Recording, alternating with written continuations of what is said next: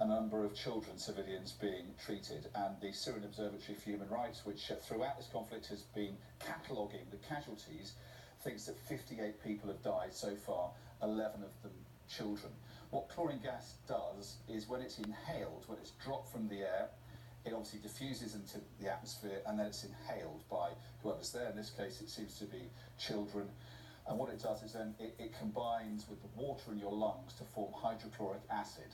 So it's a very painful kind of injury and a very painful way to die if it's that serious. And so what these doctors are trying to do is get oxygen into the lungs of these apparent victims of this chlorine gas attack, if that's what it is, in an attempt to revive them. This child is being treated, and we've got some other footage, other moving footage of another child being treated. And this is the ward of the hospital where some of these victims of the chlorine gas attack were taken, where doctors are trying to revive them. Other pictures, which we can't show you, are of the bodies of children and other children lying in the dirt, being sprayed with water by white helmet emergency workers trying to revive them as well. So horrendous scene there. But as we look at these images, Dominic, we have to remind ourselves the Syrian government says the use of chemical weapons, that's devoid of truth. It is not happening. Right.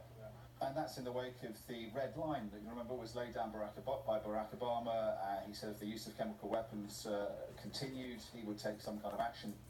It was used, he didn't follow up on his red line, but the Syrian government instead of kind of compromise agreed to disarm itself of its chemical weapons arsenal. But it's retained chlorine gas, and the UN reckons that between 2014 and 15 alone, it used chlorine gas 3 times.